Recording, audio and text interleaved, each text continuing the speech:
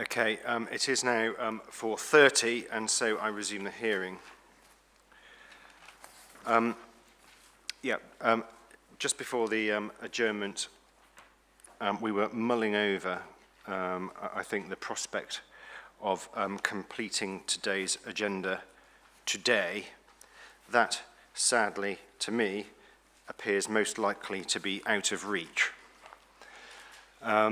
Mr. Linus, I think that you were putting a proposition to me in relation to this. Yes, sir. Well, we just noted that question 3.4 relates to the issue of safeguarding. 3.5 is the wrap-up question on boundaries, which would hope to have been addressed by people's submissions already. And we're already in the realms of 3.2, 3.3. So the idea that we had was to put 3.4 into tomorrow. And there is a logic to that, because the relationship between looking at exceptional circumstances and safeguarding is a sort of reasonable one, and we don't think the exceptional circumstances session would take that long, actually, tomorrow. So our idea was that you could put 3.4 into tomorrow and then simply use the rest of the day to allow those parties who hadn't given their points on question 3 to make those points now, allow the Council to reply, and then leave safeguarding to tomorrow. And we think there's still a prospect you could finish those remaining questions tomorrow, assuming that the exceptional circumstances element doesn't take too long.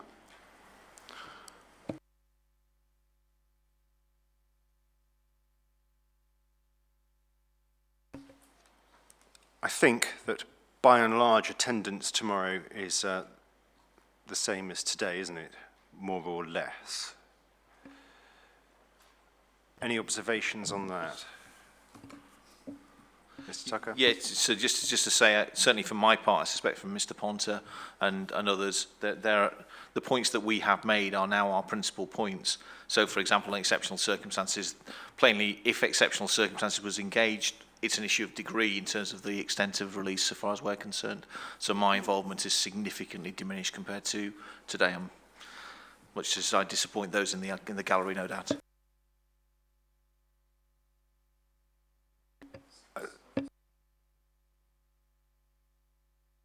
We wouldn't object to the approach that Mr. Linus has outlined.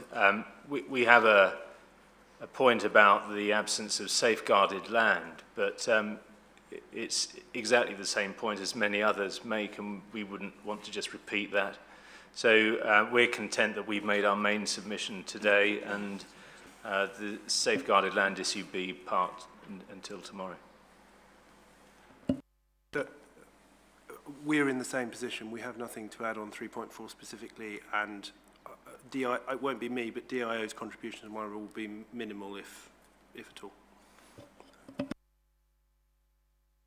So do you intend to, did I hear you right earlier when you said you were going to include the first part of question 3.3 in 3.4, wrap it into 3.4, in relation to the need to alter boundaries at the end of the plan period? No, sir, I think that might have been me that started that hair running. I said that the first part of 3.3, insofar as it looked at the permanence of boundaries, that could be regarded as moving into a safeguarding issue, but you should properly deal with that under 3.4. 3.3 was more about the boundary setting itself, so it wasn't what the inspector said, it was me. Yeah, for the avoidance of doubt, I think the idea is to cover in their entirety questions 3.2 and 3.3 today, if we have the legs to do so, and to leave 3.4 until tomorrow.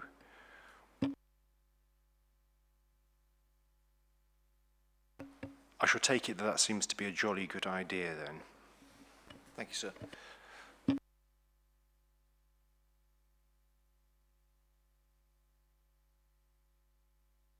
I shall leave the question of precisely when we take 3.4 tomorrow until tomorrow. I suspect it may be something to deal with after exceptional circumstances.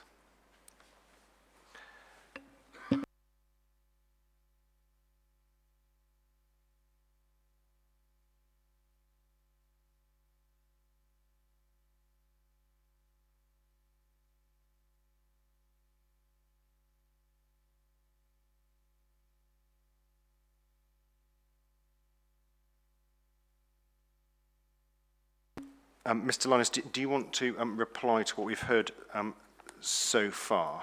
I can, sir, very briefly. Going back to what Mr. Tucker started with, paragraph 5.17 of TP1 addendum, which refers to the inner boundary of York, and I think it's right that was intended to refer to the inner boundary of the green belt, but it's important to record what Ms. Sheldon said, that that's not intended to essentially describe in the finest detail the inner boundary itself, because it omits the requirement to look at the detailed work that was then set out in Annex 3. So 5.17 is not intended to be a summary of the work that, that followed it, and any look at Annex 3 confirms that.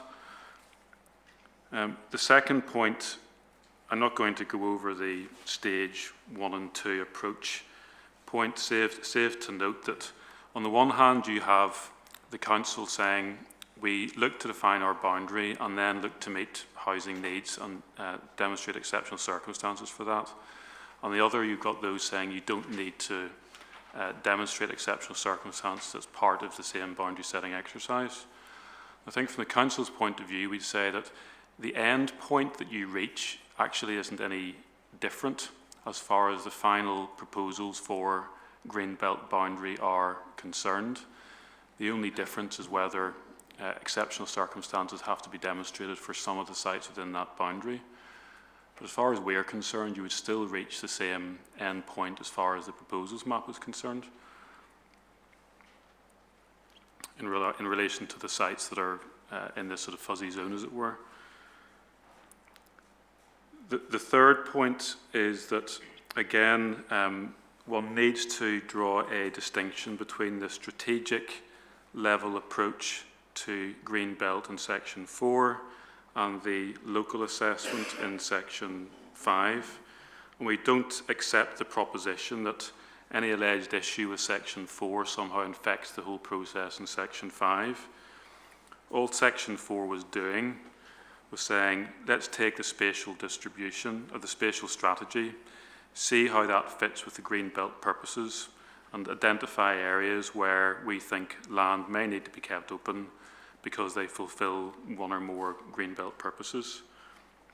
Then, to the extent that more work needed to be done by reference to green belt purposes, that was carried out, we say, at the local assessment stage.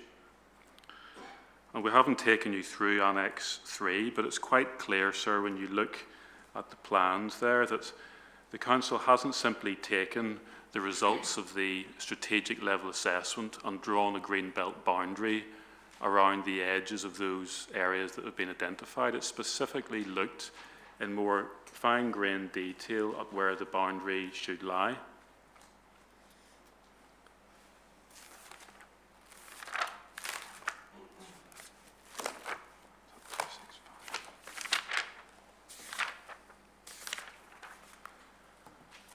And when it's gone through that process, it has taken into account the green belt purposes as I've identified already. And we say it is important that you look at the approach taken in Annex 3, because it demonstrates that the council has moved beyond simply relying upon the strategic areas. And that's illustrated by way of example on page 365 that Mr. Tucker took you to. Now, Mr. Tucker then referred to paragraph 5.48, saying that designated, non-designated heritage assets, 1,500 listed buildings, settings, also need to be considered. I think the point being raised was that that had nothing to do with the setting of the boundaries. I think we fundamentally disagree with that.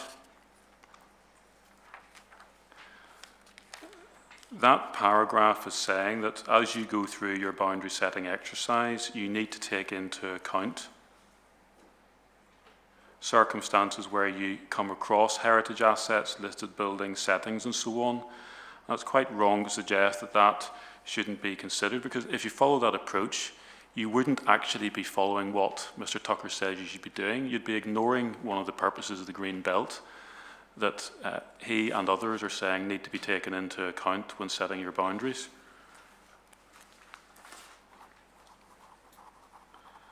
And so far as he then says, well, if you look at the boundary 10 being one example and says we have a problem with that, therefore that must show there's a problem with the methodology, I invite you not to attach any weight to that, because you shouldn't conflate a simple disagreement with the detailed boundary from one party with a fundamental issue with the methodology that's been followed by the council. There may well be debates about where the boundary should be struck, which can be debated at the detail stage. But it's a large step from that to say that because of this disagreement, the methodology is fundamentally unsound. We just don't accept that's the case.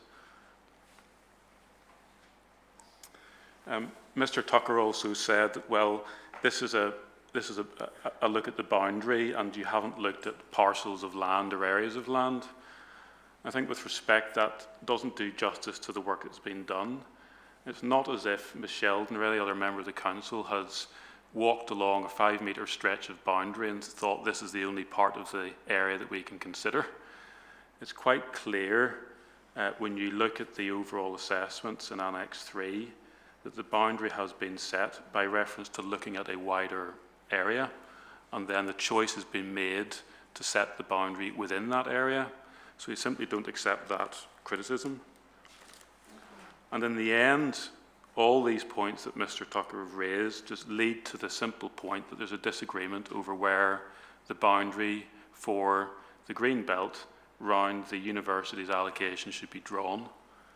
And that is a matter that can be debated at stage 2 on the basis of the methodology that the council has advanced.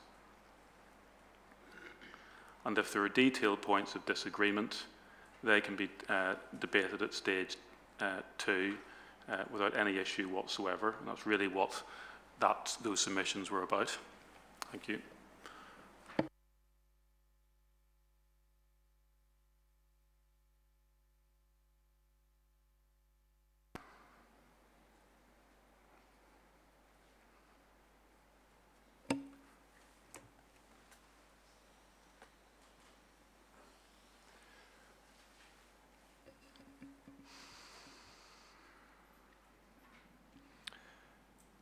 Mr. Wright. Thank you, sir. Just firstly, a couple of very quick points. There was a reference to where is the city centre. That question which you posed was posed in the York Greenbelt local plan by the inspector then, and the answer he was given was it was the central tower of the Minster. And so certainly so far as the York Greenbelt local plan 1991 was concerned, that was the city centre that the North Yorkshire County Council said was the focus of the 6-mile radius. And the 6-mile radius hasn't changed, so one assumes it's the same place. The second thing is that we've heard from the council about a series of assessments that have been made over a period of time, and the various figures that are produced in the addendum to TP1, and I've got one in front of me now, which is figure 17, which has all sorts of information on it. I have never seen this. I've been monitoring this system process since 1998. I've never ever seen anything like this before we got the addendum. And a question you have to ask is this an evidence-based plan? Was this evidence in place at the time the plan was submitted? And I would therefore consider it would be appropriate for you to ask the LPA to provide you with a chronology of when these events took place and when these various diagrams first saw the light of day, so that we can understand that this was evidence that did exist at the time the plan was published and submitted. So turning then to 3.2a, I would just make a short point about the LPA's response on how you look at the 6 mile radius. They suggested that this is a general indication. The fact of the matter is that when the 1980 structure plan was being proposed, the radius was at 8 miles. And the Secretary of State, one Michael Heseltine, at the time said that that was not acceptable. It had to be at 6 miles, that to go to 8 miles was just a process of trying to constrain development in rural areas, and that that approach was something which would undermine Greenbelt policy nationally, and therefore had to be avoided. And he therefore imposed the key diagram with the 6 mile and the policy of the 6 mile in the 1980 structure plan. So for the council now to suggest that, oh, it's just a general indication and we can go to 8, well, that was the Secretary of State's view then. It was repeated on several other occasions subsequently when alterations were made to the structure plan. So it's not just a one-off thing. It's always been the case that the green belt around York has been used as an attempt to constrain development in rural areas. And you need to be mindful of that. So moving then on to 3.2b. In my response, I delivered in the annex the evidence document produced by ECCAS. ECCAS is the University of Sheffield consultancy arm, who had done the landscape assessment in 1996, which is still relied on. And in 2000, they produced a report which set out an assessment of the land in the general extent of the Greenbelt as to its relevance for the setting and character of York. That document never saw the light of day. It's never been disclosed by York. I managed to obtain it under a Freedom of Information Act letter. And I've quoted in my hearing statements from it, but I didn't quote everything from it. And one of the things that it did say was that there were many areas on the periphery or the fringe of the built-up area around York which were not characteristic of the historic city, and that building there in a form that reflected the historic character of the city would in fact improve the situation. Now, the current position of the council is that you can't build in those areas. The answer is that there is clear evidence there that it would not only be possible, but it would be beneficial. So I think that would also lead towards a sustainable pattern of development, and it's something that should be properly appraised and addressed in this process, and hasn't been. So moving to 3.2c,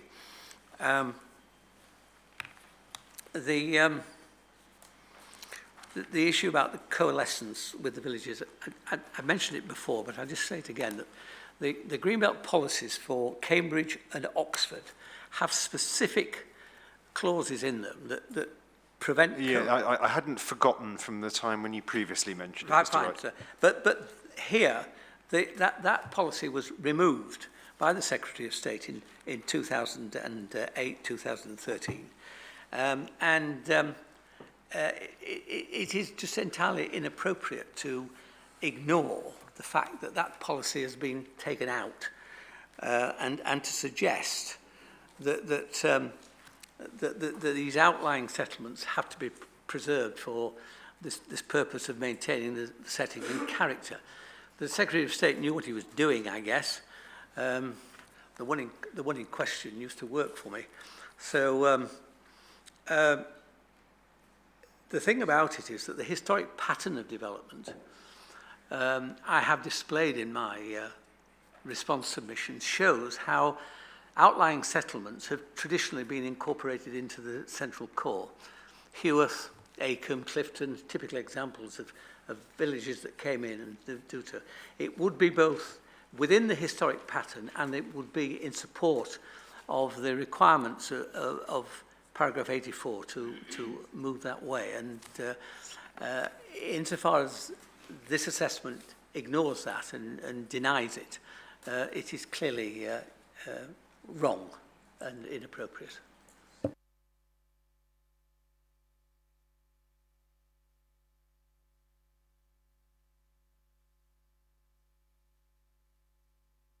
Mr. Willis.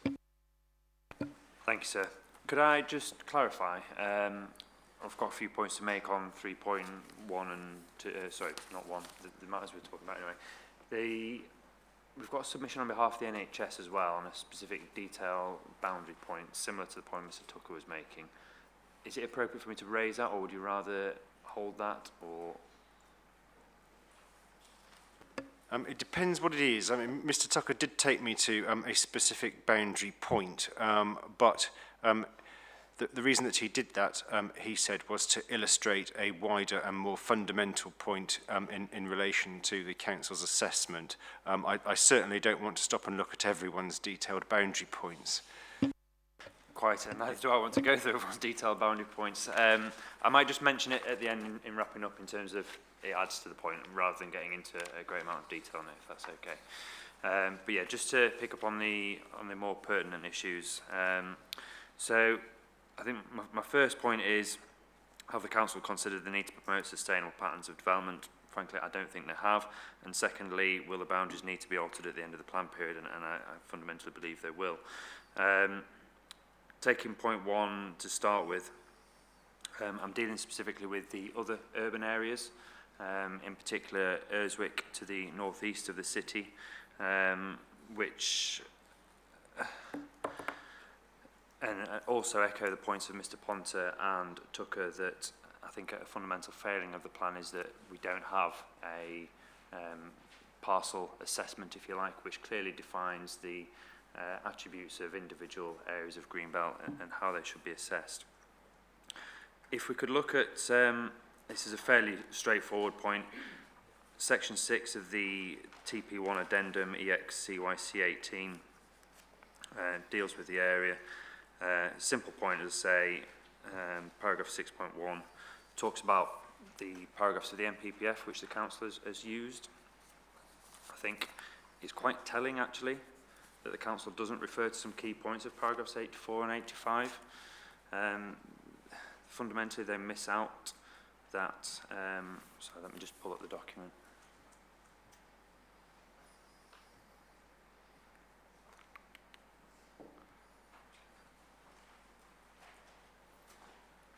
Sorry, one of many here.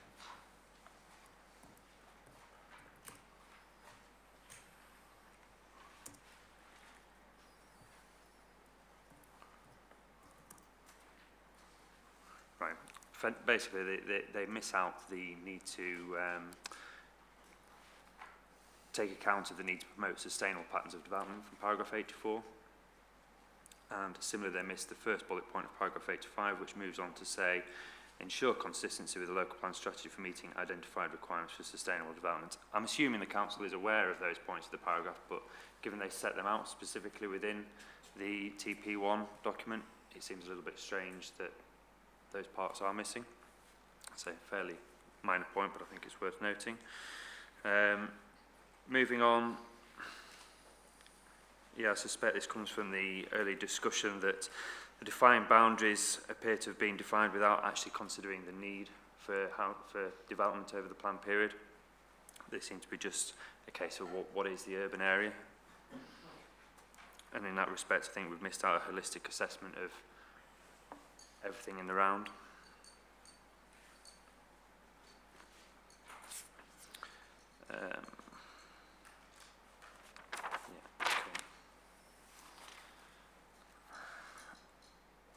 Again, in terms of Urswick and probably all the other settlements in the other urban area, there doesn't seem to be any assessment of alternative boundaries.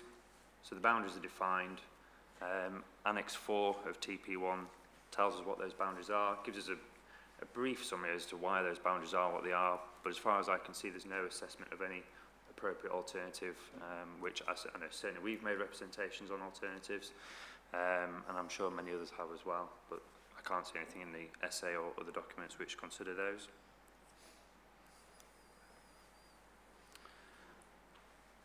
Turning to my second point, will boundaries need to be altered at the end of the plan period? Obviously last week there was a lot of discussion around housing numbers. My colleagues submitted that they're inappropriately low. That evidence is obviously before you to consider. But the council makes quite a bit in terms of them having what they claim a 7.5-year oversupply effectively. That makes a number of assumptions that the 790 figure per annum continues at the end of the plan period. It also assumes that they don't deliver anything over 790 units per annum. I think probably everyone in the room will agree that the 790 figure will be a minimum rather than a target. So over delivering is not seen as a bad thing, which would erode that 7.5 years effectively. I think more importantly, paragraphs 85, paragraph 85, so bullet point 3 tells us that the Greenbelt should meet longer term development needs stretching well beyond the plan period.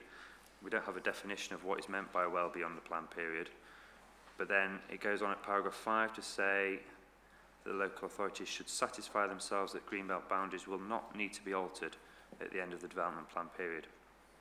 Now my take on that, for what it's worth, would be your plan period is 15 years. NPPF tells us you should plan for 15 years. And if you're not taking that fifth bullet point definitively, will not need to be altered at the end of the plan period, I would take that as another 15 years. The council tells us that their boundary is planned to endure for 20 years. That assumes that we haven't over-delivered, or that 790 figure endures, as I said, beyond the plan period, which I think, given the evidence you heard last week, seems unlikely. I would expect it to be a lot higher. I can't see, wrapping that up, how there is not a need to to review the Greenbelt boundary at the end of the plan period. A, 7.5 years, if that is what it is not another plan period. And B, it just seems unlikely that you won't need to anyway. Thank you. Mr. Barnes. Thank you, sir. My points really relate to the robustness of the council's Greenbelt assessment, following on from points raised across the table. I'm happy to address them tomorrow if you like, but... I don't think I would. No. Okay. You say following on. I don't mind following on or the development of an argument, yeah. But I don't want the repetition of it. No, it's not. So, to add on to what was said across the room, a number of key flaws in the council's assessment is that the two most important, as they say, purposes of one, haven't been reassessed since the original 2003 appraisal, albeit updated in response to very site-specific comments. So the diagram provided in figure 3 reflects the appraisal carried out in 2003. And section 4 of that sets out what the historic character and setting of York is. It refers to open approaches to the city, green wedges, views of the Minster, character of the landscape, urban form, relationship between the urban edge and countryside, and the relationship with surrounding villages. Mr. Barnes, can I ask you just to speak up, theatre Sorry. voice, please? Section 5 continues in response to that and sets out that using the analysis the historic character of setting of York in section 4, officers consider how these 7 points could be translated into broad categories that could be identified spatially. It was recognised that many elements overlap or have relationships with each other. This led to the identification of categories 1 to 3 below. In addition, analysis of the Greenbelt purposes earlier in the report. Category 4 was also identified. So category 1 to 3 is areas which retain, reinforce, an extended pattern of historic green wedges,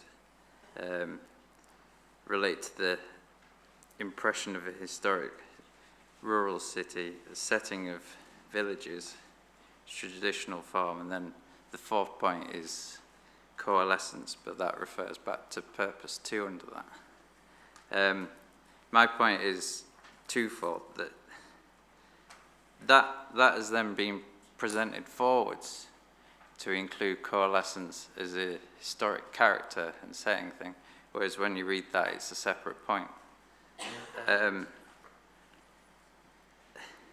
Take the point that it then goes on, but areas, this only identifies primary purposes, and that there's areas where they overlap, but this doesn't say how that or where that occurs, because when you read through and it relates to the map, it only shows those primary areas.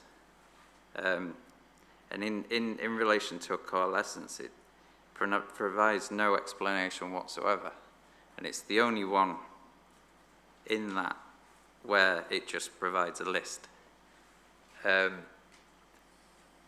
Now,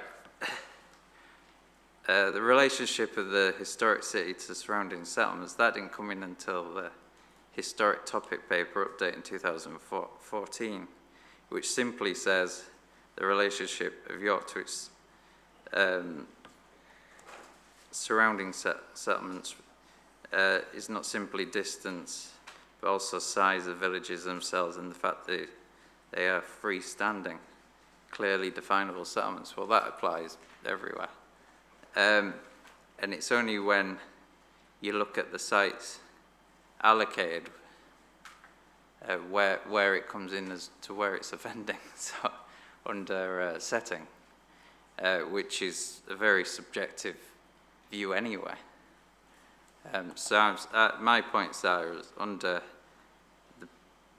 I don't think that the figure 3 is reflective of the starting evidence point in terms of what the historic character and setting of York is, based on the approach of the 2003 appraisal. And then on setting, and otherwise, the assessment made isn't transparent enough, because you can't see, lost my thing. It doesn't set out anywhere until the very last minute, the site specific stage, how and in what way it offends the main principle, and that's only sites identified in the plan. It doesn't consider that more widely. Thank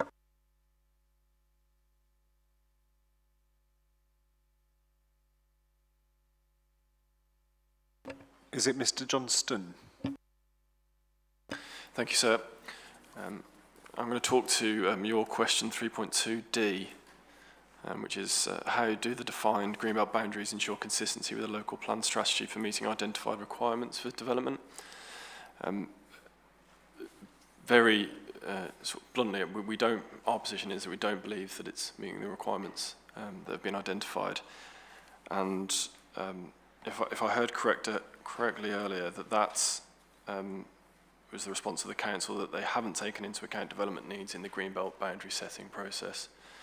And taking our clients' specific interest, which is office, which you haven't heard about today, but I appreciate we're sort of veering into phase 2 points, but I'll take them very briefly, and it gives you a flavour for what's to come and why it's so important to get this first part of the process correct. From an office perspective, over the last 10 years in York, there's been loss of over 800,000 square foot of office space, primarily to residential, but also to hotel. And there's currently a vacancy rate of less than 2% in York for office space. Policy SS1 of the plan is seeking to create 650 new jobs per annum.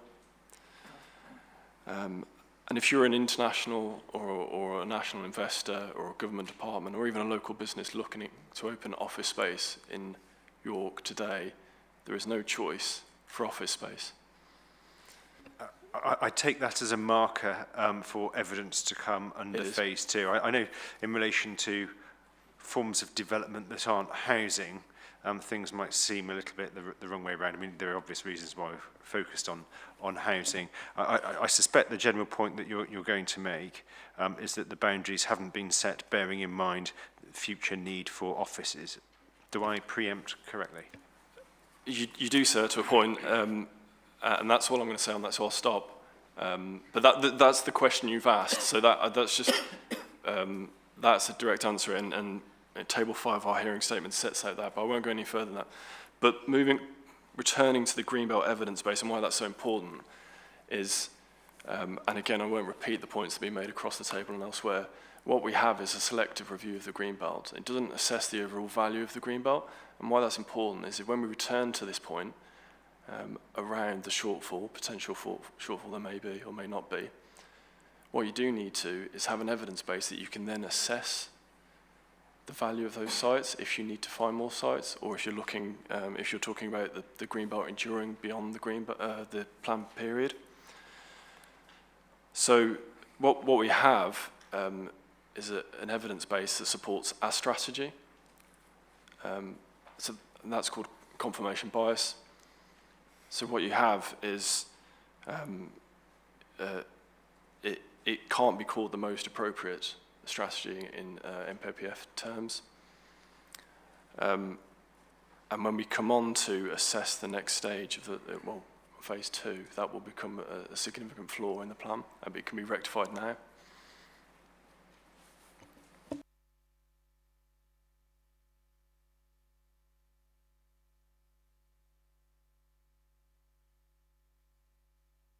Mr. Sedbury. A lot of the points I was going to raise have been made across the table, so I won't repeat those. I think I would like to take you to a particular part of Annex 3. I'm happy to just provide the reference and let you look at that at a later date, but it just highlights some of the examples of the wider methodology that Mr. Tucker sort of highlighted. So it's page 264, it's section 5, and it's the boundaries 32 to 35.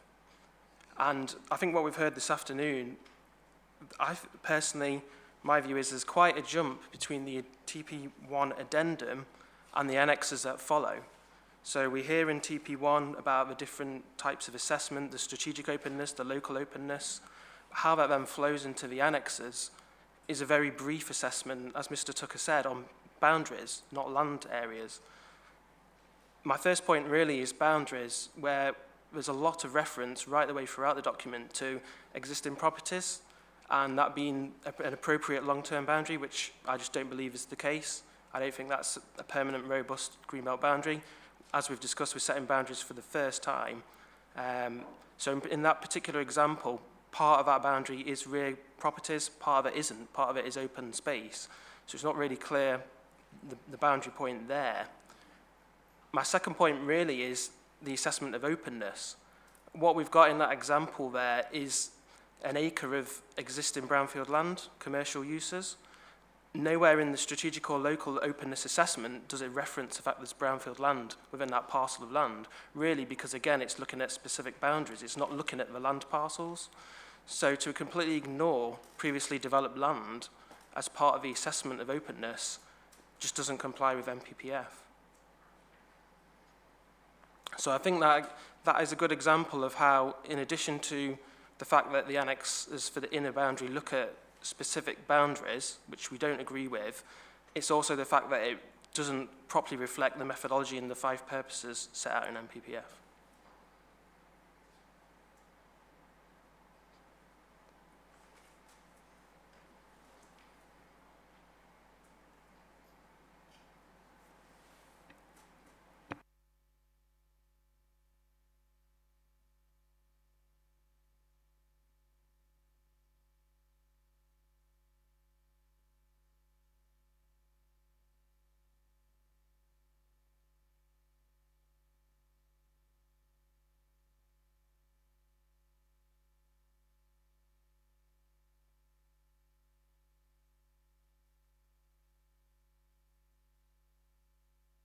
Mr. Smith.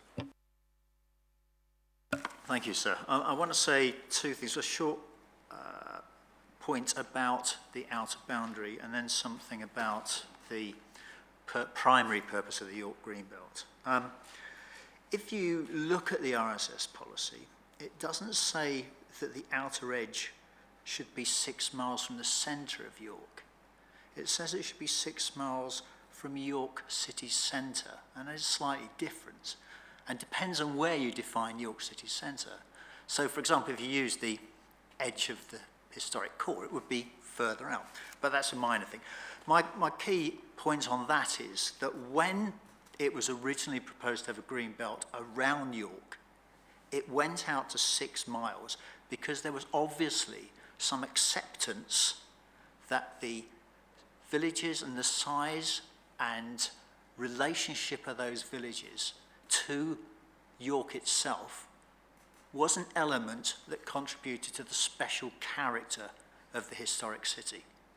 So the outer edge of the green belt needs to be sufficiently wide to ensure that the setting of those villages are safeguarded. So whether it's inside or outside the 6 mile limit is necessary insofar as it retains that element of York's special character. And turning on to that, there is no doubt about the primary purpose of the green belt around York. And in order to be able to define a green belt that is likely to fulfill its primary purpose, it is first necessary to understand the elements that contribute to York's special historic character and setting. And then to what extent the areas outside the built-up area contribute to the setting of the city. And in this regard, the heritage topic paper the council has done is excellent in terms of setting out those elements. The problem comes, from our perspective, in how they're depicted spatially. And the council has continued to use a diagram from 2003, which identified what they thought at that time were the elements that contributed to York's special historic character and setting. And it was not until 2011 that the work was undertaken to actually set out what those elements are. And I haven't heard anything around this table today to suggest that the elements that the heritage topic paper identified were wrong or mistaken. But they weren't actually reflected on figure 3. And there's two key aspects of that which I think are missing. And the reason I think they're important is because they do feed through into later analysis of the impact of potential development sites and allocations upon the special historic character and setting of York. And the two elements that are missing are the contribution that the open areas make, or the contribution that the wider countryside makes to the special character and setting of the historic city. So the areas outside the Greenbelt, which are fundamental to one's appreciation of a historic city in a rural setting. And the second one is the element or the contribution that the Greenbelt plays in regulating the size and shape of the urban area. And the failing to actually recognise these spatially certainly is reflected in the fact that we do, although we support generally the spatial strategy that the plan puts forward, because in our opinion, short of, as I said, decanting the housing outside the area, it is the only one likely to deliver a strategy which conserves the special historic character in the city. But some of the sites actually will cause harm to elements that the council themselves have identified as contributing to York's special historic character and setting.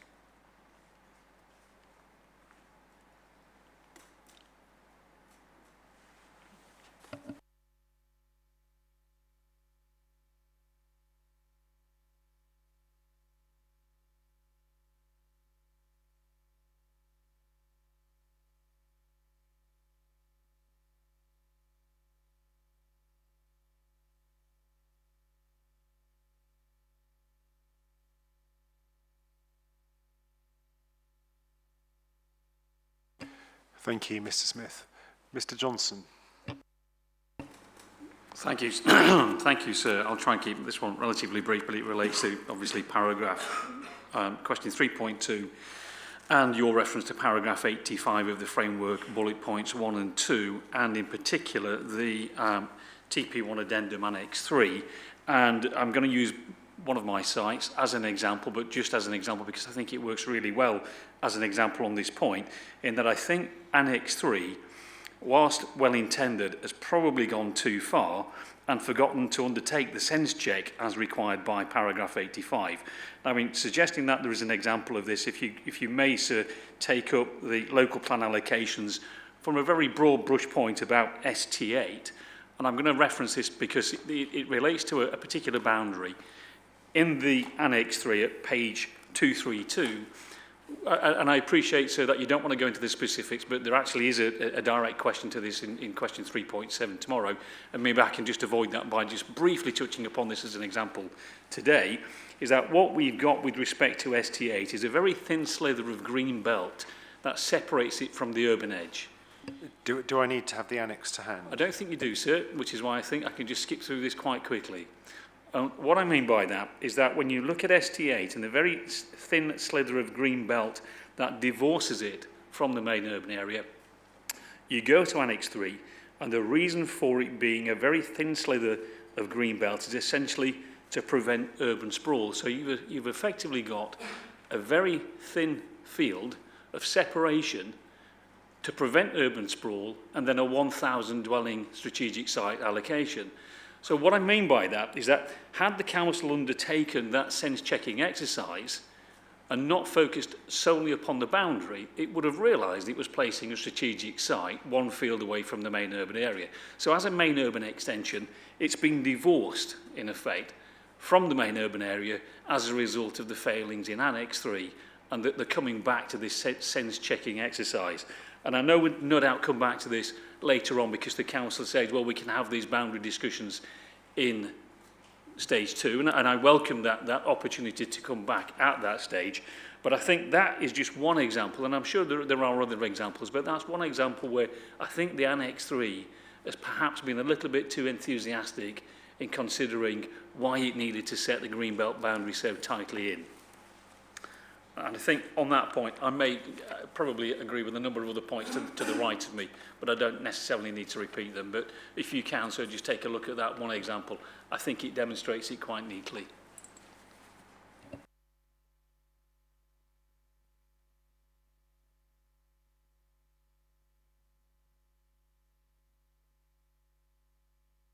Mr Lane.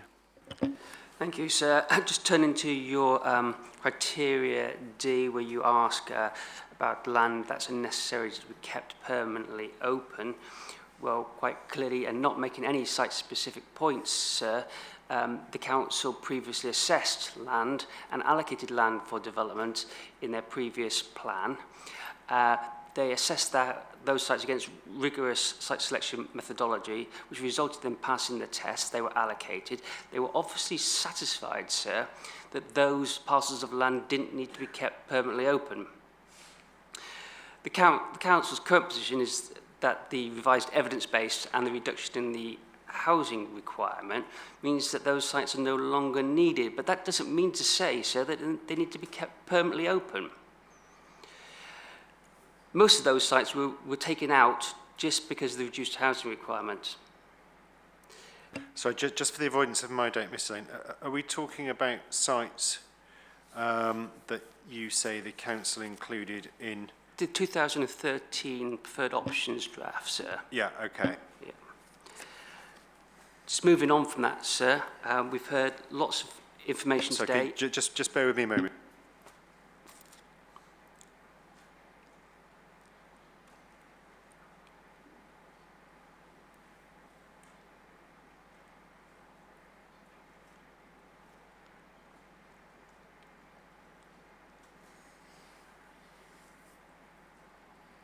Sorry, sir. I've heard lots of information today about the council's assessment methodology in relation to boundaries, and I note that they have a very extensive evidence base in relation to the inner boundaries around the City of York itself, and they have quite extensive evidence base on the outer boundary. But I can't find any evidence about the inset villages. There's a green line drawn around a plan, but I can't find any assessment of those boundaries. I think that would be useful, sir, because I don't think in terms of the RSS key diagram, when it's indicatively showing a line to say boundaries need to be assessed, I don't think that just means boundaries to be assessed around the city itself, but I think it means boundaries to be assessed around all those settlements that are proposed to be inset or not included within the Greenbelt. And that assessment doesn't seem to have been done. Thank you, sir.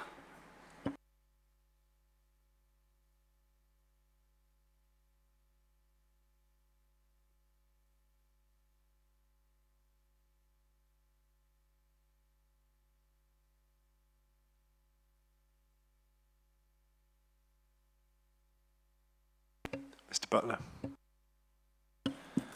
Thank you, sir. Hopefully you can hear me. I'll try and lean in a little bit.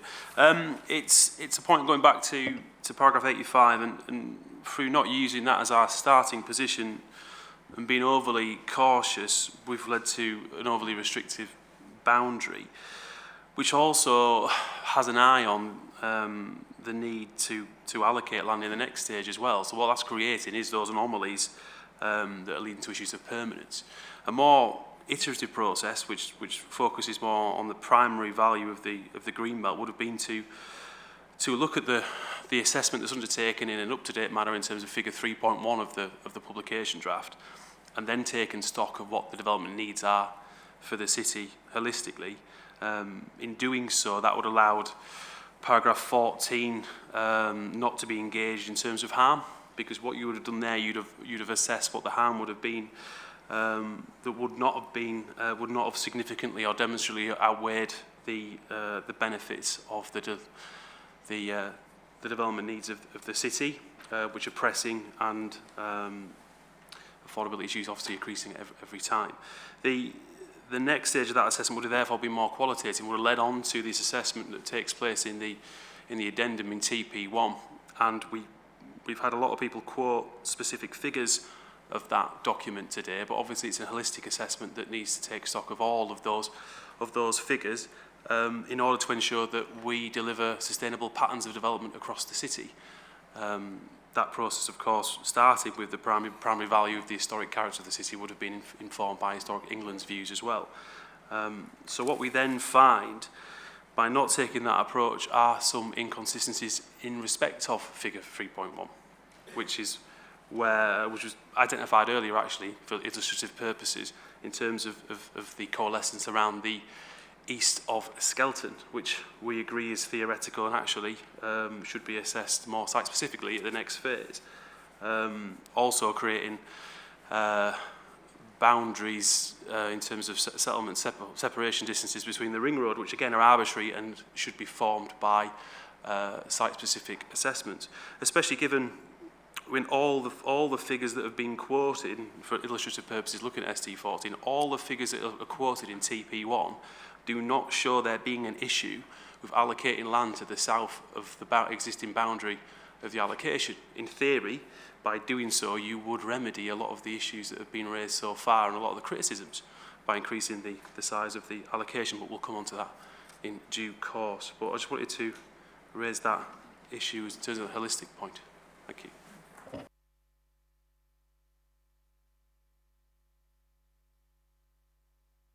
Mrs. Hubbard. It's an administrative point which I'm happy to leave right until the end of the afternoon, if that's okay with you. Depends what it is. Well, shall I do it now then? Why not? On the first day of the examination, when we were talking about the duty to cooperate, I raised a question about the extent to which the discussions between the City of York Council and surrounding authorities had been carried out at an officer level or endorsed by the various councils, and we were told that some correspondence was available from Selby which would be placed on the web page. It's not arrived yet, and I wonder if you could perhaps inquire of the council where it is. Thank you.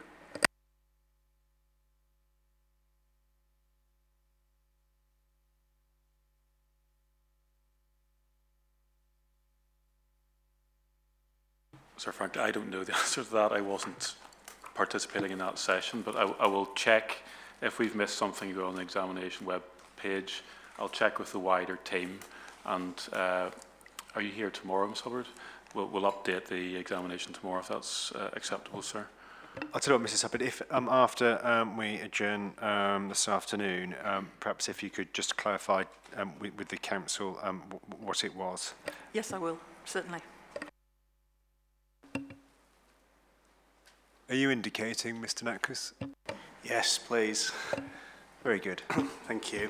Yeah, I'm going to slightly bolt from what everyone else has been saying on this side of the table in relation to the Greenbelt methodology, and I do have issue with it. However, not in the same way. I think we need to remember that specifically on this issue with the inner boundary, we're talking about defining a boundary, and I think that's common ground amongst everybody. So when people talk about what other people have done and parcels of land and scoring, when we normally do that, it's because we have an established green belt. And what we're all trying to prove is that we've effectively got the worst bit of green belt, and therefore it should be removed from the green belt and used for a different source. That isn't what we're doing here at all. We're doing something very different. So I do have some sympathy with the council in terms of trying to come up with a methodology for actually how do we look at the inner boundary. And I've heard the criticisms that have been mentioned, and I could understand with sprawl and countryside, actually, the way the council have looked at this in terms of facilities. Yes, facilities, when I read it, don't immediately come to mind for urban sprawl, but the way the council have explained it is, well, actually, if you develop so far out that you can't access them, then you are going further into the countryside. And that isn't that much different to what we see from people when they do a scoring approach and they say, if you go 300 metres, 500 metres, 750 metres, it's urban sprawl. So it's a slightly different way of doing it, but I don't necessarily think that makes it unsound. And so far as the spatial approach to looking at the boundary of the green belt goes, which is those figures 3, 4, 5 and 6, I think actually that there is a methodology that's been consulted up and they've come with, and it then results in figure 7. And I think once we get to figure 7, it's clear to see how that gets to. We've got figures 3, 4, 5 and 6 which get to that. You then layer them up and ultimately have figure 7, which gives you this holistic view of the green belt and which bit shouldn't be kept permanently open. The point is, once you get to that, you've got two choices. You either take the view of all of that land should stay out of the green belt because it's not necessarily to be kept permanently open, and I think there is some merit in that because of the simple reading of the text of the framework says you shouldn't include land which is not necessary to be included and kept permanently open. However, that doesn't mean that all of that land should then immediately effectively become development land or housing land. And if you were to simply say, well, that's the only place we can put homes, it takes away from the spatial strategy, which is what we're looking at in parallel. So you've got to look at the spatial strategy in parallel with that Greenbelt assessment. And that then gives us the opportunity to look at where can other homes go to. And that's where some of the other sites that have been allocated come into it. And whenever people seem to say that they're just going to make an illustrative point, it always seems to be my point that's the illustrative point to criticise it, my site on ST14. But ultimately that's what's happened with ST14. Part of the site isn't necessary to be kept permanently open, and part of it does meet some of the criteria. But again, when you dig down into the detail, the council have then assessed it in finer points and said, actually, it's only minor harm on these small elements. So there is justification for why that gets to be released. The big issue that I have, though, however, is that the council seem to be dealing with it should either be greenbelt or development land. And for me, that isn't the case. And Mr. Linus made the point, I think when he responded to the last set of questions, that, well, if we go down the route of openness or we go down the route of exceptional circumstances, we ultimately get to the same place. But the point is we don't get to the same place, because if we're going down the exceptional circumstances route elsewhere, you can only release the land that is necessary to be delivered with development to meet those exceptional circumstances. If we're down the route at looking at the boundaries and the openness, you can theoretically leave land outside of the greenbelt, but not to be developed on. It doesn't have to have an allocation. And that's what paragraph 85 tells us that we should be doing. We should be looking at land. And it seems so long ago that we were talking about Weldrake. I can't remember if it was this session or a previous session, but you look at Weldrake as an example, and the Selby boundary of Weldrake travels along the northern part of Weldrake Road. And theoretically, you would just follow that boundary along, leaving Weldrake outside of the development limit. And if somebody put an application into the south of Weldrake, you would deal with it through a planning application. It doesn't need to be in the green belt to stop that land coming forward. But then the main detail of this is actually when we get on to the second stage, which is effectively, I think Mr. Johnson referred to it as a sense check by the council, which they refer to as the local assessment. And I think this is where we do have an issue, is when we move on from the localised assessment and we start looking at the boundaries, because the detailed inner boundary is then looked at, and it's looked at without an objective assessment. It moves on from the objective approach to a subjective approach, and people doing site visits and having a look at it. And I appreciate we've been here an awful long time, and it is getting late, but I wondered, as I'd been so patient, I did ask last night if I could look at one boundary, if you could indulge me to look at the annex for a couple of moments, and I will canter through it. Have you been patient? It's been 5 hours. Go on then. I don't think I've ever gone 5 hours unless I'm asleep without talking. So it is in the annex, and it's page 252. And this is the point about effectively not having to allocate land, so it's not, it is... Do I need to have the annex to hand? If you could, if possible.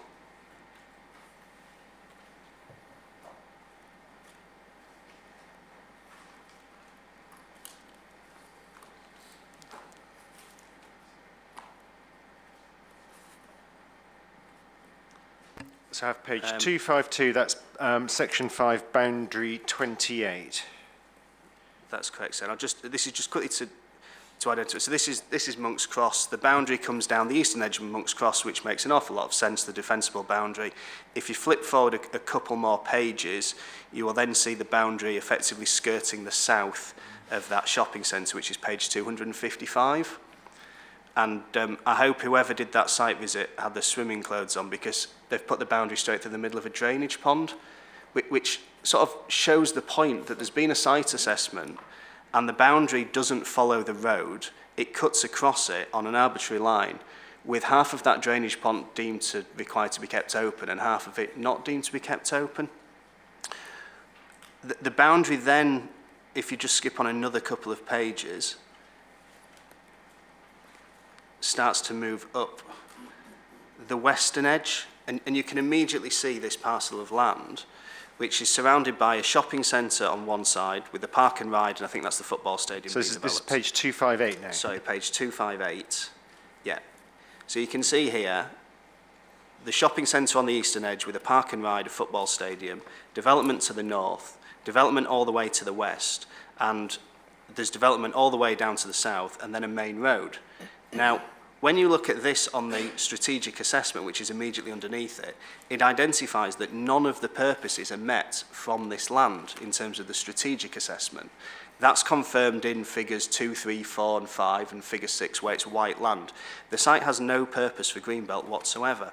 But where it falls down is that then the openness assessment was made, and because the site includes a scheduled ancient monument in the corner, the northeast corner, the whole site is then deemed necessary to be kept in the green belt. And I know this slightly echoes the point that was made by a gentleman to the right of me, that we shouldn't be looking at matters like that to determine whether something's in the green belt. I absolutely agree with that we shouldn't. And I think what this site shows is that the council have simply decided because there's a scheduled monument, the site should be in the green belt. Now that isn't necessary. The site doesn't need to be in the green belt. The site can just be white land. It doesn't need to be allocated. We should only be defining it if it needs to be in there. Going through it, there's no heritage assessment being done of that scheduled monument and linking it to Greenbelt. There are other mechanisms that could protect that land if it's unsuitable for development in the future or at the next plan review. And indeed, when you look at the heritage assessment, cards on the table, this used to be an allocation, ST11.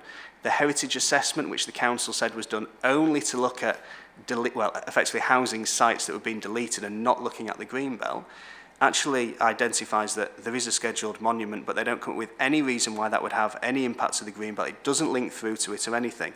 So effectively, there's been no assessment of this whatsoever. We've passed the objective test, but we've failed the subjective test. And I would say that it's things like this that make this assessment unsound. And yesterday, you specifically asked us to highlight when we're making these comments of what do we think is unsound. And I hear other boundaries have been mentioned, but in reality, I think there's only been 2 or 3 of us around the table who've mentioned a specific boundary, one being the university and one being the gentleman opposite. It isn't a full and comprehensive review that the council needs to do, because I think the methodology is there. It's actually a bit of a fact check of the methodology. And this is one that I would say is an unsound boundary. The scheduled monument on this site, and so there's also a requirement that it needs to separate houses from the shopping centre. They are not reasons for this to be in the green belt. And I would ask that this is revisited and looked at again. And I would say at present that boundary is unsound, and the modification would effectively be to realign the boundary with the road to the south, which is a clearly defensible boundary. And this land just effectively be classed as white land.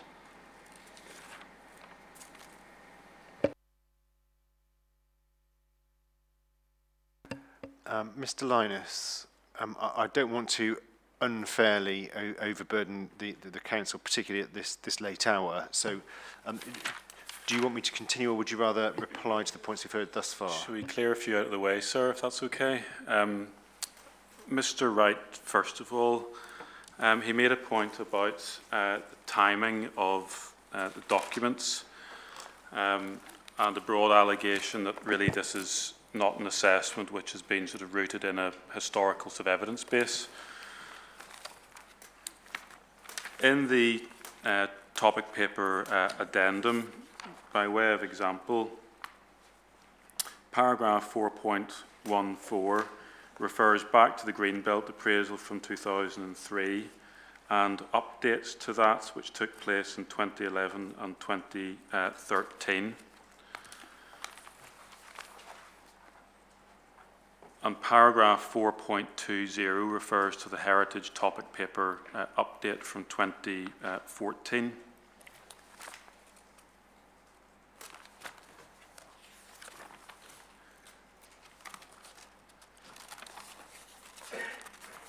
Even those examples identify that the approach that's been followed by the council has been rooted in information dating back well before the publication draft of the plan, which has been updated at various points since 2003.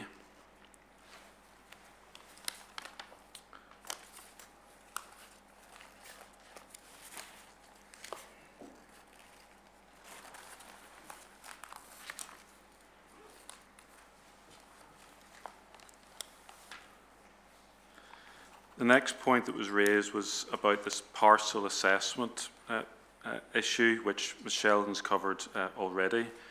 Again, we say there has been, in effect, a parcel assessment as part of the boundary setting exercise, which implicitly has included a consideration of alternatives in the sense of asking where the boundary should be set. So just because one looks at Annex 3 and a boundary is identified, we say it's wrong to assume that that hasn't involved consideration of a wider area or with possibilities of various locations where the boundary could be set. And we say that's clear when one looks fairly at the individual judgments reached under Annex 3.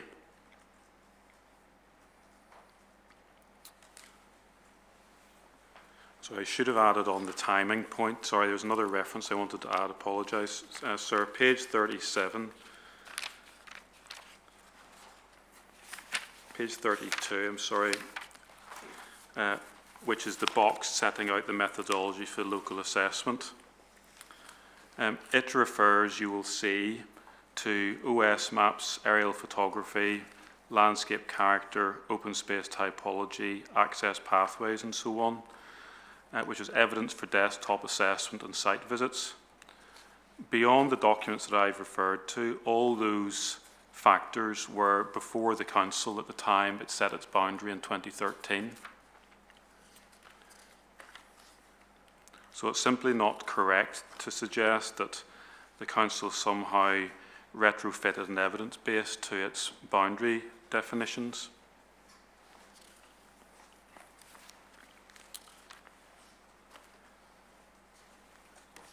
The next point that was raised related to paragraph 85 of the framework. And paragraph 85 of the framework is explicitly acknowledged in paragraph 5.1 of the topic paper addendum.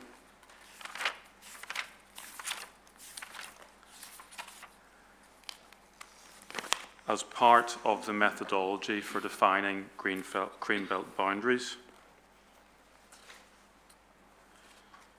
And we say that the consistency with the local plan strategy has been secured through the strategic assessment at section 4. The second bullet point relating to not including land which is unnecessary to keep permanently open, that has been reflected in the openness criteria which are set out on page 31 and 32 of the addendum and explained further in pages 33 to 30 to 40.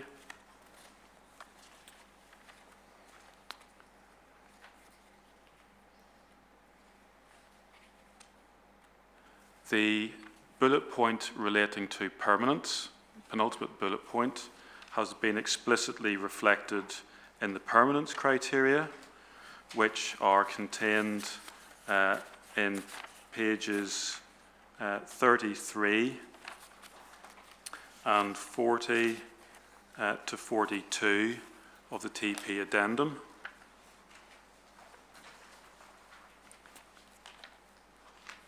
And the final bullet point on defining boundaries clearly using physical features readily recognisable, likely to be permanent. Again, we would say these are quite clearly reflected in the methodology that is set out in the criteria set out in pages 31 and 32. In particular, the question is asked, does the boundary offer recognisability?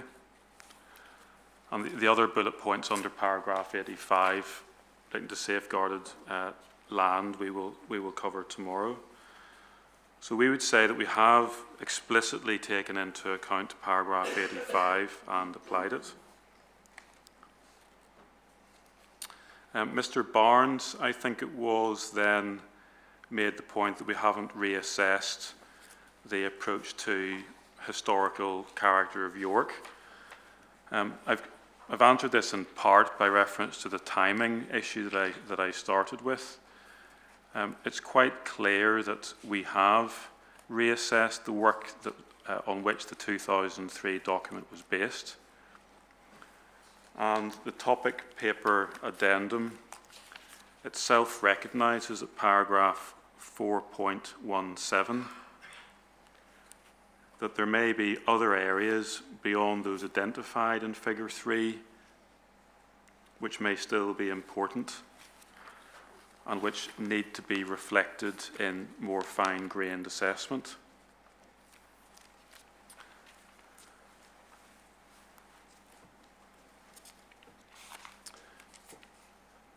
Which has taken place on the detailed boundary assessment.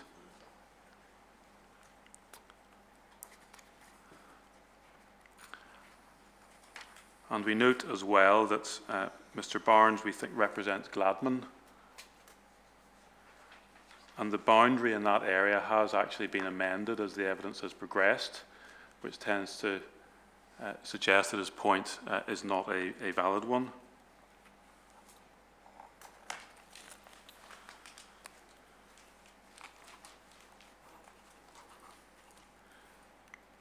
There's a point raised by Mr. Johnson about shortfall in office space. We say that's a phase 2 issue for the reasons you give, sir.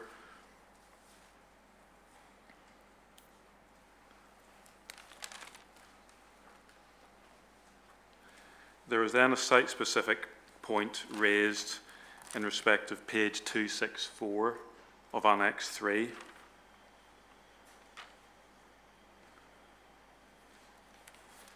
I think in particular the point was made that, well, there's brownfield land and that wasn't recognised as part of the assessment. It's quite clear, we say, when you look at that part of the assessment work, that the council was aware of brownfield development existing on what was a small part of the site, and the judgments reached were reached in that context. So we don't accept the criticism that was raised about that specific part of the boundary.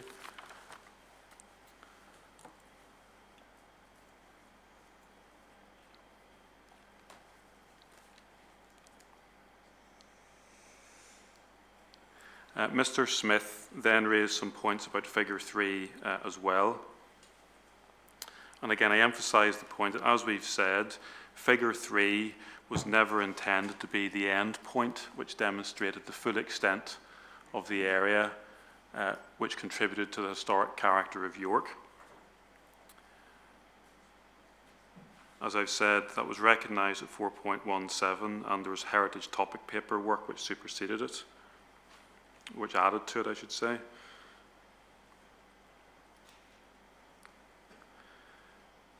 Mr. Smith said that we had acknowledged that there would be harm caused by the allocations in the green belt.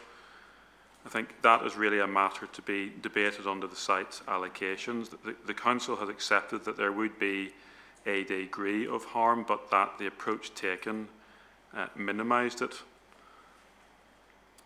and mitigation through individual site policies were important in this respect.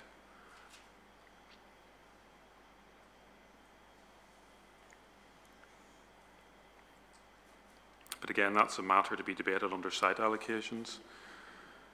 Similarly, Mr. Johnson did his best to illustrate an issue which just happened to be related to the allocation at ST8.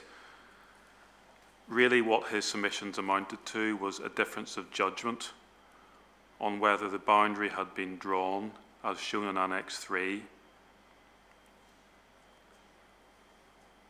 necessary to prevent sprawl. And to lay down the marker for any later debate, we can note that the heritage topic paper, SD 103, was clear at paragraph 6.16 that where development had occurred to the urban area, it was nonetheless important for other areas to maintain their separate identity, which could be done through an intermediate area of openness. So we have thought about the issue by reference to the heritage topic paper, and that question of judgment can be debated at the site-specific sessions.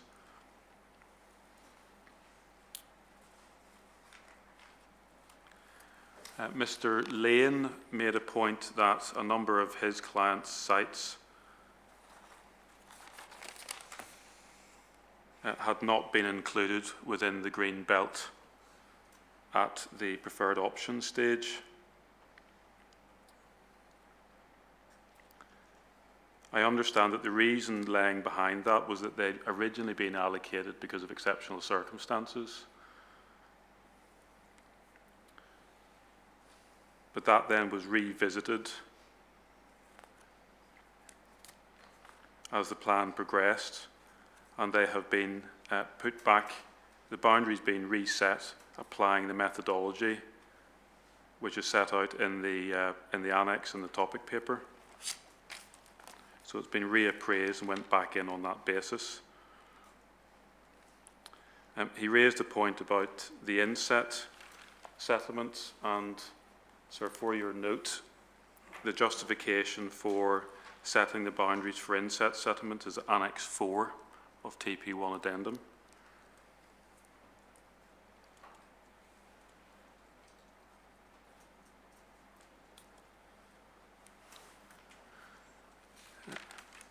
Mr. Butler again raised points about paragraph 85, alleging that a failure of the council to apply that properly has led to an overly restrictive boundary. We don't accept that and say that in reality his points relating to ST14 have been properly evidenced through matters including the heritage topic paper and the heritage impact assessment relating to ST14, which has been taken into account as part of the annexes. Again, that can be debated at the site-specific stage.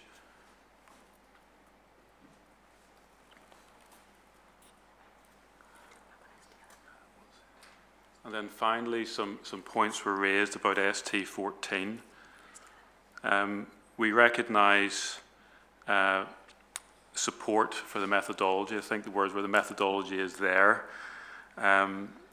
We also recognise that there is support for the use of the access to services approach when looking at sprawl as part of the strategic approach in section 4, and we agree with that.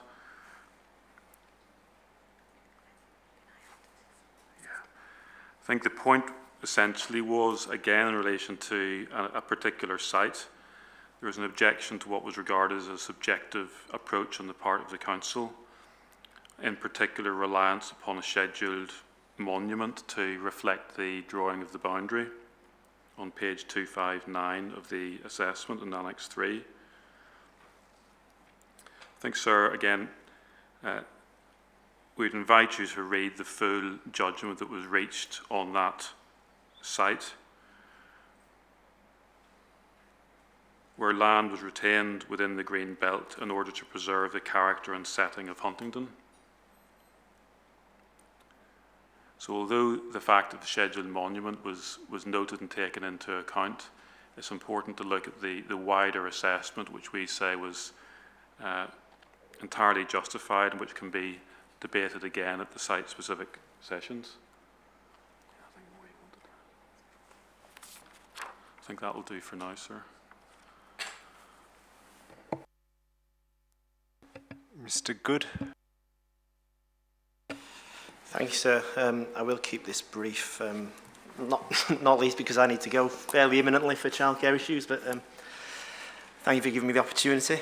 I won't go through how we've got to the issues in Figure 7 because that's been quite well debated in how the Council's done the Phase 1 of this assessment. I will, however, probably draw you to have a quick look at it at some stage, sir, in terms of the actual diagram. We've heard quite a lot of discussion around Annex 3, and we've just heard the Council on something which Mr. Lane also covered slightly, but they did just discuss Annex 4 in terms of the inset boundaries. Our main problem, sir, is whilst I recognise the issues get into Figure 7, and I do agree with a lot of the comments to my right in terms of the problems with that, is when we look at Figure 7 and then how that's related into Annex 4. And I'll have a look at Strensel only because it's somewhere which I know and we've already discussed today, which is on page A436 of Annex 4.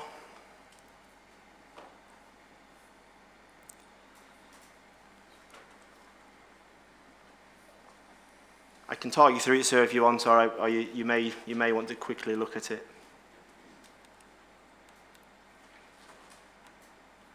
I'll have a look at it now, but you'll need to bear with me. Okay.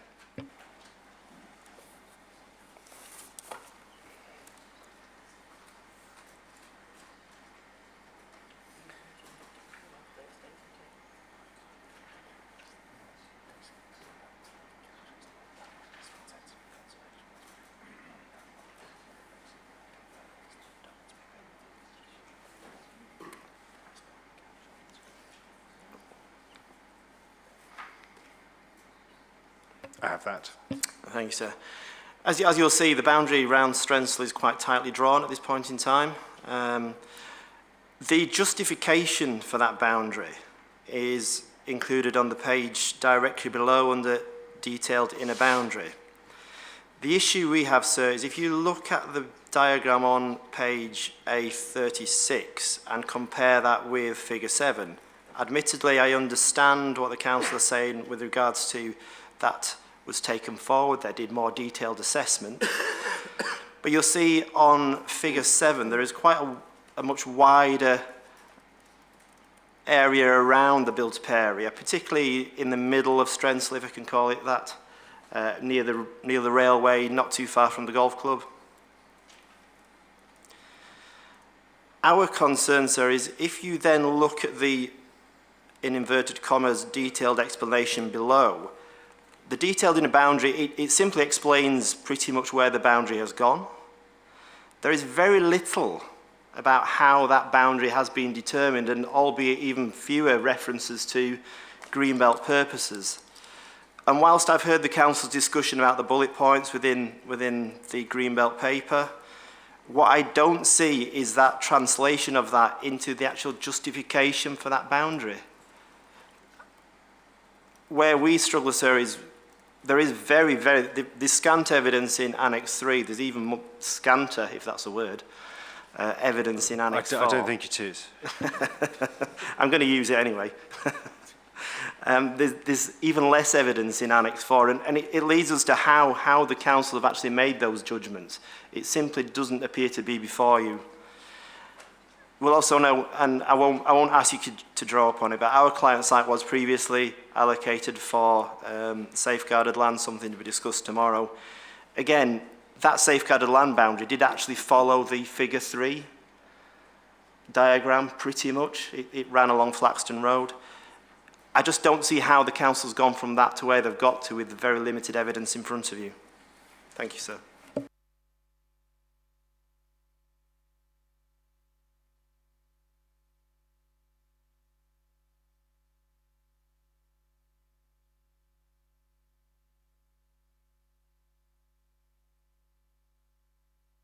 Mr. Secker.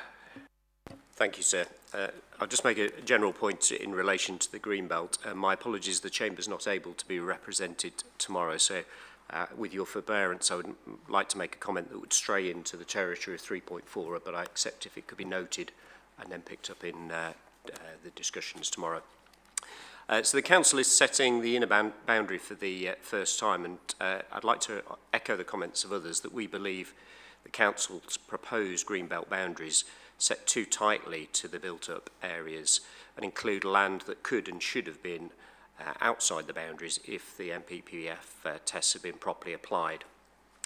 On behalf of our members, particularly concerned at the insufficiency of the housing requirements as set out in our hearing statement, and also I'd echo comments of Mr Tucker and Mr Johnson that whilst it's a phase 2 matter, we also have issues with the requirement for employment and other land uses, and are concerned that these will lead to pressure on the Greenbelt through the plan period.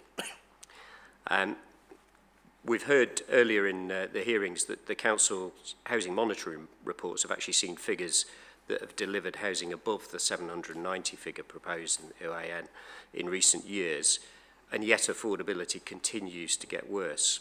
So it's not clear how this plan can improve matters. And furthermore, while site viability is also in phase 2, there are risks to some of the sites, for example, HIF funding to York Central. Yet the plan lacks flexibility to compensate if sites don't come forward.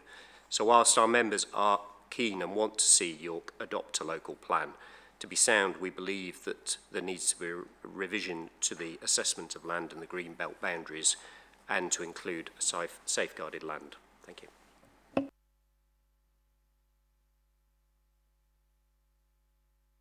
Mr. Grundy.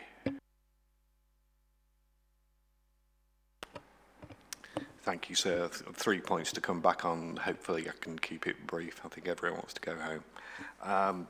Just in response to Mr. Linus, he suggests that the methodology followed in the Greenbelt boundary decision-making automatically means that alternative options were considered. But any such consideration isn't actually set out in a Greenbelt boundary document.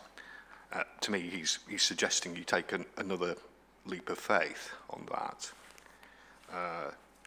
Mr. Natkus was I may have got it wrong, but I think he was suggesting that there's no difference, there is a difference between how you assess where an appropriate greenbelt boundary or appropriate piece of greenbelt should be, whether it's defining a new boundary or reviewing an existing boundary. He was seeming to suggest that the two are different things. Well, I've just refreshed my memory on those parts of the MPPF, and I think the rules, the advice on purposes, the advice on openness, and paragraphs 84 and 85 in particular, they refer to whether you're reviewing an existing greenbelt or proposing a new greenbelt boundary. But the final point I'd like to make is, I suppose it's in support of Mr. Willis and his comments on consideration of alternative boundaries. We agree that potentially strong options such as we consider that, potentially strong options for a greenbelt boundary such as the line of the York Outer Ring Road south of Poppleton have simply not been compared against the rear garden greenbelt boundary fence lines that have been selected at this point. I think to point you to that part of Annex 3, it's, I won't ask you to go to the now, but it's section 2, boundaries 5 to 10. And there's no comparison of that chosen set of random fence lines against using the Outer Ring Road as a very strong greenbelt boundary at that point, a much stronger boundary in our opinion. And I think that goes to concerns over paragraph 182, which requires the consideration of reasonable alternatives. Unfortunately, you cannot do so in that case. The evidence base, the paperwork is not there before you. So I think that does cut to the heart of the justification for these boundaries as they've been chosen, and therefore the soundness of the plan. Thank you. Mr. Merritt. Thank you. I wanted to speak with a slightly different focus to most of the other speakers in terms of your questions 3.2b to D and the sustainability aspects of what's being proposed and challenged.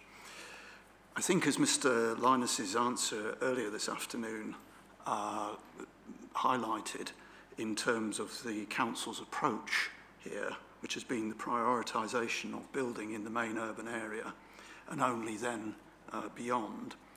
Whilst this obviously does meet the objective of making use of brownfield land as a priority in the urban area, what it doesn't do is deliver an overall sustainable solution.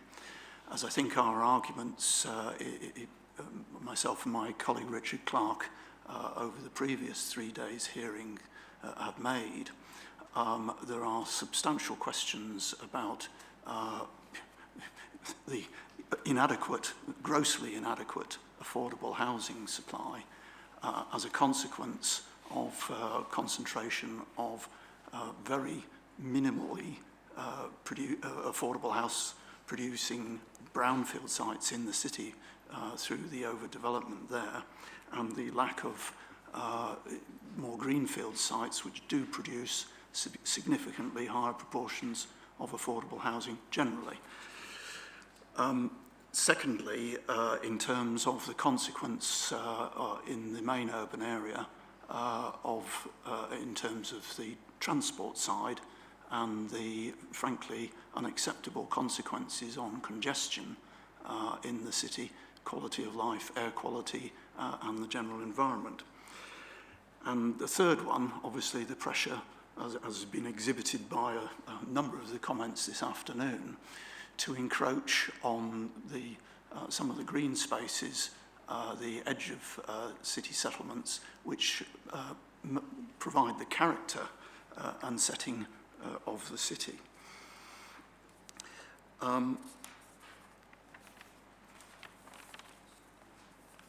For many York residents, the strays, the river corridors, and the green wedges are absolutely fundamental parts of York's character and identity.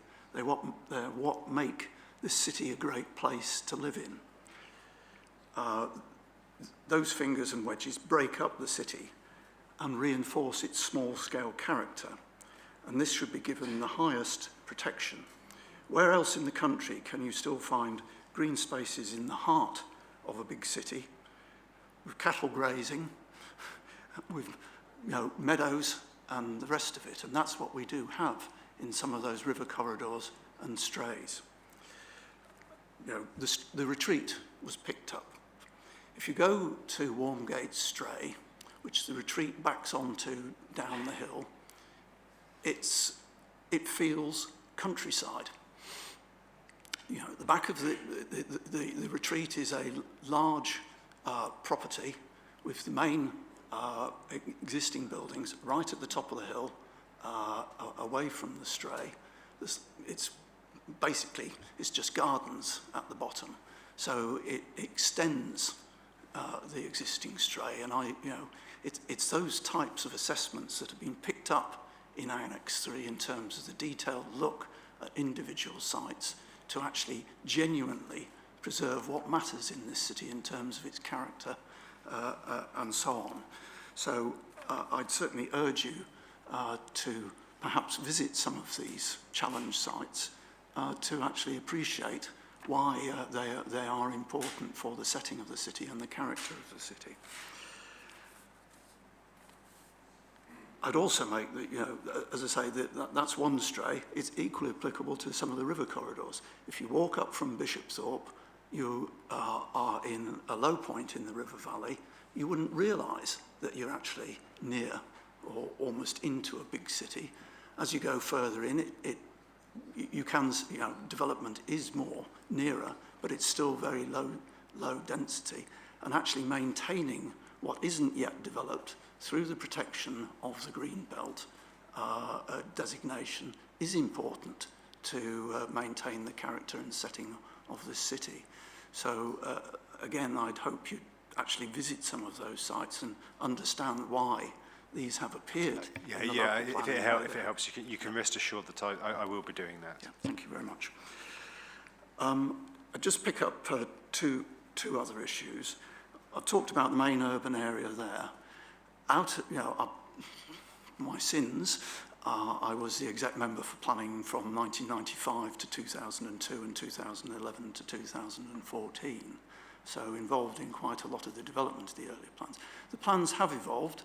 They have very much tried to respond to what residents' concerns are, and as I say, those issues of character. That equally applies outside the city. The coalescence objectives, whilst they may not strictly meet the NPPF target, except for one, we do have one township in the city, it's Haxby. That coalescence issue is equally important for the outer settlements in terms of preserving their character, avoiding the prospect of, in effect, getting too close to some of the other settlements, and again, absolutely vital for preserving the character of the city and meeting what residents would actually require. Thank you.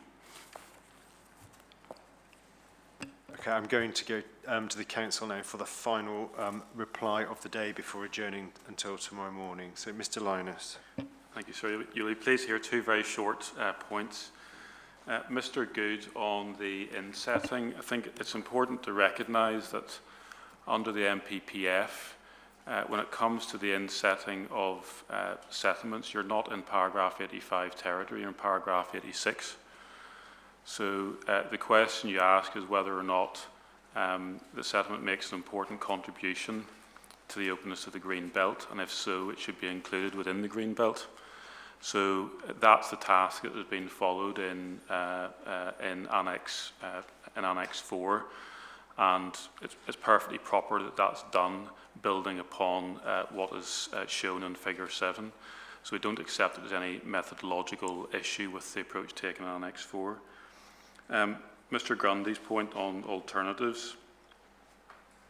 I think the first thing to note is that the sustainability appraisal does look at alternatives in the context of sites. Alternatives for the individual sites are considered, but beyond that, we say that requiring alternatives to be demonstrated for almost every small stretch of the boundary is excessive, provided that it's reasonably clear from the assessment work that's been done that when the decision on a boundary has been taken, it's clearly been done in the knowledge that an area has been considered and there may well have been other options to take for the boundary that's been set. But the fundamental test is whether the boundary that's shown in that decision can be justified, and we say that it can be. And I'll ask Ms Sheldon just to explain the approach that was taken to the boundary setting in that respect. So it might not be set out in every case. If I can direct you, should you have the time at a later date, to look at Annex 3, A3, page 12, under recognisability. In that instance, we identified that there were 3 potential boundaries where we could draw we could delineate the boundary of York. One was a road, one was the edge of the urban area, one was the edge of the area of historic character and setting, and one was further south. And we present an analysis of why the road in that case, not the urban area, presented the more robust and defendable boundary. We haven't presented that in every case because in most cases, when we're looking at the urban area, the only reasonable alternative is the outer ring road, and there are many reasons why we don't think the outer ring road is an acceptable boundary, that mostly based on openness and the perception of the city in its rural setting, but also in terms of other sustainability factors. Generally, between the outer ring road and the main urban area, there are weaker boundaries. It became quite repetitive to keep reiterating that point. I think the issue that's made about alternative boundaries is generally in relation to emission sites, where people feel we haven't assessed that boundary. And again, we didn't want to be repetitive. Where those sites have been assessed, that alternative boundary has been assessed. So, for example, in respect to what was the former ST11, which I think Mr Nutkip's brought up, even when that site was assessed, it was identified that we needed the site to provide separation between the character of Huntington and the very different character of Monk's Cross. And that was an important development principle for that site if they brought it forward. And then again, in the reasons for removing it in the PSC 2016, we again reiterate the need to protect character in that area, and we address it in the HIA of that site as to why it would be unsuitable. So we failed to bring it up again, and it was repetitive, but we could have done that. Thank you. So, sir, I think in summary, we fully accept that there are areas of debate about where, particularly with the allocations, the green belt boundary should lie. But for the purpose of this phase of the examination, we say that the methodology is sound and provides an appropriate basis for future debate at phase 2 on the where the boundaries should be defined. Okay, thank you for that. So I'm going to move to adjourning now.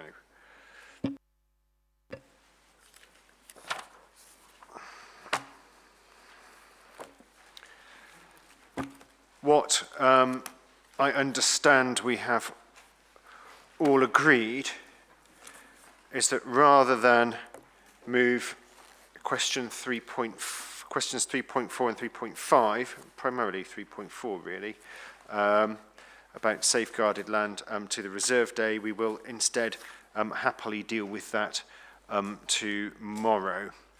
And so on that basis, it's on that basis that we'll proceed. It's now 14 minutes past 6, and I adjourn the hearing to resume tomorrow morning at 9 o'clock. Thank you. Thank you, sir.